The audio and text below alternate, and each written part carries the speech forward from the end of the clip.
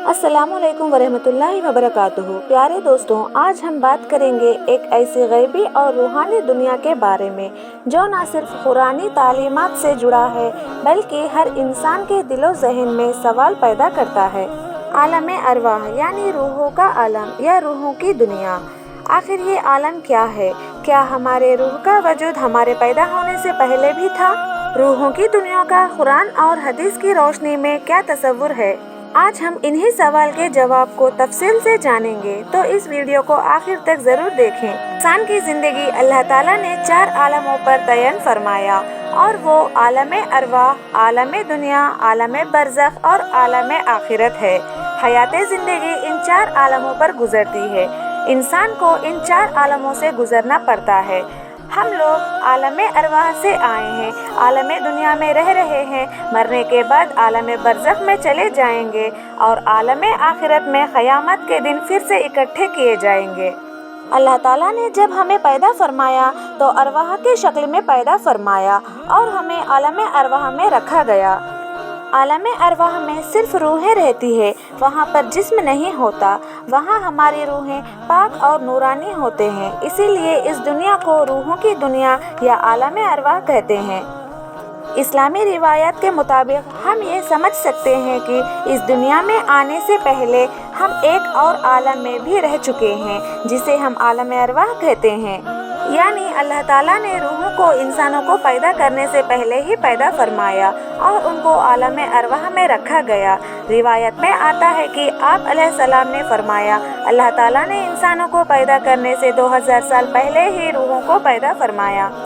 कायनात में जब अल्लाह और उनके फरिश्तों के सिवा दूसरी मखलूक नहीं थी, तब अल्लाह ताला ने इरादा फरमाया कि एक ऐसी मखलूक पैदा की जाए जो मेरी इबादत करें। तब अल्लाह ताला ने अपने नूर से आलम अरवाह को पैदा किया और आपने ख़ास नूर से तमाम रूहों को पैदा फरमाया। अल्लाह ताला ने जब रूहों को पैदा किया तो उसने फरमाया, क्या मैं तुम्हारा रब नहीं हूँ? सब रूहों ने जवाब दिया, क्यों नहीं, हम गवाह हैं। ये वो अहद है जो हर रूह ने अल्लाह से किया। इसी वाक़ये को आलम अरवाह का आगाज़ कहा जाता है।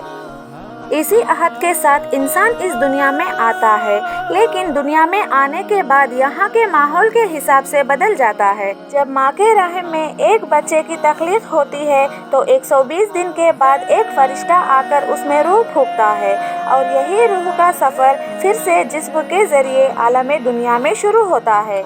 अल्लाह के रसूल सल्लल्लाहु अलैहि वसल्लम ने फरमाया, जब भी कोई बच्चा पैदा होता है फितरती तौर पर दीन इस्लाम लेकर पैदा होता है। बाद में इसके माँ बाप के हिसाब से वो अपना दीन सीखता है। इस बात का जिक्र कुरान शरीफ में कुछ इस तरह से है, जब अल्लाह ताला ने हज़रत आदम अलैहिस्सलाम और उनकी औलादों को पैदा फरमाया, इनसे इकरार करवाया कि क्या मैं तुम्हारा रब नहीं हूँ? क्यों नहीं, हम गवाह देते हैं। ये इकरार इसीलिए करवाया गया कि क़यामत के दिन तुम ये ना कह सको कि हमें तो इसकी खबर ही नहीं थी। इसके बाद अल्लाह ताला ने ये ऐलान कर दिया, अगर तुम में से कोई दुनिया और दुनियावी हैसियत चाहते हो तो मैं तुम्हें वो अता करूँगा। अगर तुम में से कोई जन्नत चाहता है तो मैं इसे वो भी दूंगा, और अगर तुम में से कोई ज़ात या मेरी पहचान चाहता है तो मैं उसे वो भी अता करूँगा। इसके बाद अल्लाह ताला ने तमाम रूहों को बनाने के बाद इनके बारे में सब कुछ लोहे महफूज में रख कर अपने पास महफूज कर दिया। तमाम इंसानों के रूहें आलम अरवाह में रहकर इंतज़ार करती है, फिर रूहें वहाँ से दूसरे आलम यानी आलम दुनिया में भेजी जाती है। अगर हम रूहों के बारे में बात करें तो इसका जवाब हमें कुछ इस तरह मिलता है कि रूह अल्लाह ताला का एक राज है और इसका पूरा इल्म सिर्फ अल्लाह ताला के पास मौजूद है। तमाम इंसानों की रूह दुनिया में आने के बाद हमारी सोच और अक़ल महदूद है, इसीलिए हमें अपनी रूहानी ज़िंदगी याद नहीं रहती, लिहाजा हमें अपना वादा याद नहीं रहता। इसीलिए अल्लाह ताला ने अंबिया इकराम भेजने का सिलसिला जारी किया ताकि वो हमें बार बार अल्लाह के पास किया हुआ अहद याद दिला सके और सही रास्ता बता सके। कुछ यहूदियों ने आप सल्लल्लाहु अलैहि वसल्लम से सवाल किया, रूह क्या है? तो अल्लाह ताला ने ये आयत नाजिल फरमाई, लोग आपसे पूछते हैं कि रूह क्या है, तो आप फरमा दीजिए कि रूह अल्लाह ताला का हुक्म है और तुम लोगों को इसके बारे में थोड़ा सा इल्म दिया गया। दुनिया में भेजे जाने के बाद रूह की जितनी ज़िंदगी मुतय्यन की गई, इससे एक लम्हा भी रूह यहाँ पर ज़्यादा नहीं गुजार सकती। आलम दुनिया हयात इंसान की दूसरी मंजिल है।